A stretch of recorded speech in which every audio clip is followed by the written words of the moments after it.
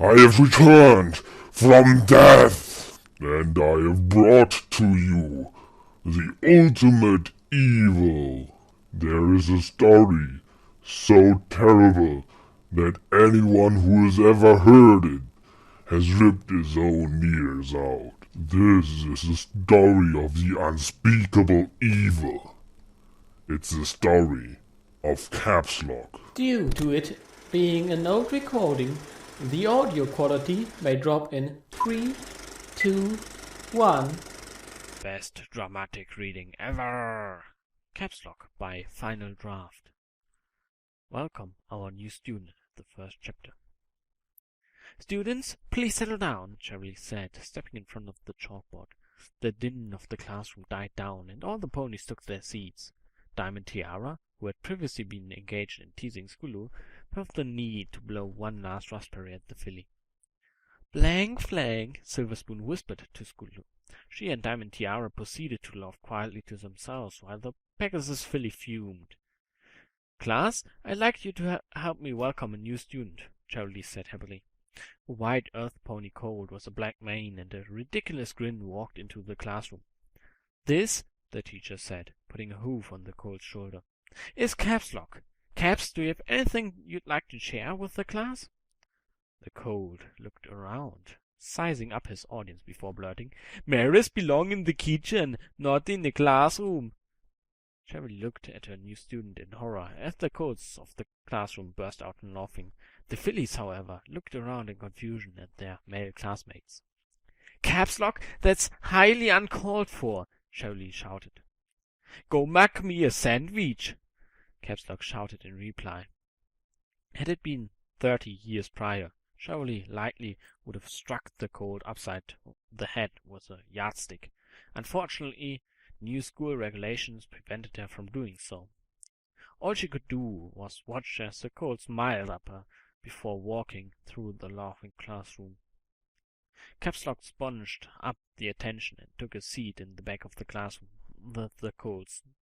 He quickly took a box of crayons and a piece of paper out of his school bag and began scribbling. The smile on his face was ever broader as he worked. "Well," Shirley said, recovering from her shock, "every pony be sure to give Caps Lock a nice, warm welcome." Her tone was flat, and she hung her head low as she spoke. She already knew this colt was going to be trouble, and she wished she had a different lesson planned for the day. "Today we'll be learning about a rather sensitive topic, but it's something you're all going to need to know." She picked up a piece of chalk with letters and began writing on the chalkboard. Once she was finished, all the ponies of the classroom moaned. All except Caps Lock, that is. Written in big letters on the chalkboard was, "The birds and the bees." "Awesome! Something I can clop to!" Caps Lock shouted. His fellow classmates looked at him in confusion, not recognizing the word he just used. Charlie put her hoof against her forehead and quickly ran an eraser across the board. "On second thought, that can wait till next week," she said, taking up the chalk once more. "Math. Today we'll learn more about math." She quickly scribbled some equations on the board for the class to solve.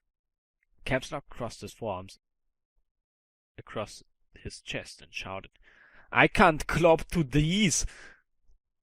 "Would any pony like to come down and solve equation number 1? Charlie asked the class, ignoring Caps Lock's outburst. Caps Lock's hoof shot in the air as he shouted, "First!" No other pony in the classroom had even tried to raise their hoof, but Charlie waited in the hopes one would. "Sweetie Belle, would you like to try to—" "No, in before, Sweetie Belle," Caps Lock interrupted, holding his hoof higher. Charlie sighed. "Caps Lock, please solve number 1. The colt galloped down the aisle and took up the piece of chalk. He scribbled furiously on the chalkboard, carrying numbers that didn't exist and adding more to the equation. When he'd finally finished, he stepped back to allow the class to see his work. "Caps," Charlie said, looking over the mess of numbers on the board, "would you mind telling me how you reach your answer of 8,008,135? And for all of you who don't know that magic number, it spells out boobies. The cold smiled and nodded his head with the chalk still in his mouth. He reapproached the board and drew a big line under his answer. Boobies! He shouted. The students looked at his answer and started laughing when they realized his numbers were actually letters. Caps lock! Shirley shouted, turning to the colt. If you keep up this behavior, I'll have to call your parents.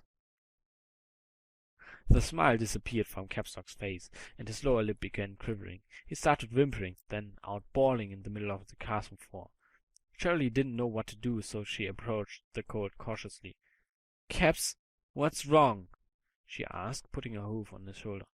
My parents are dead, he replied, in between sobs.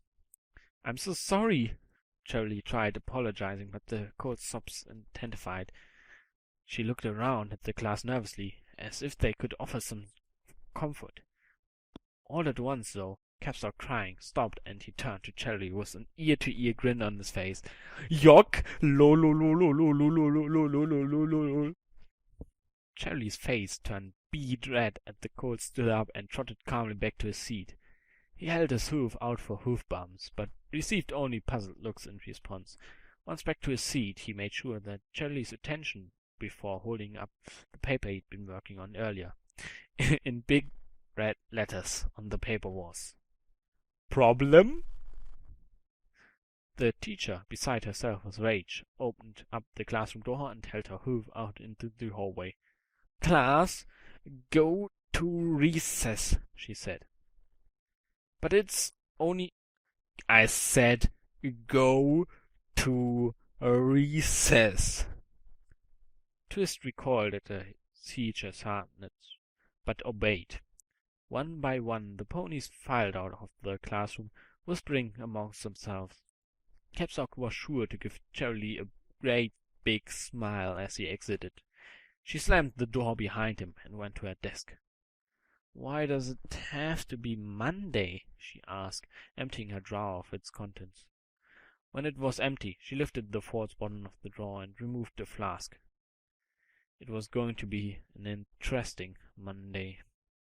There are just 12 more chapters to be endured. Hey, I know that sucked, but it's old, so please forgive me.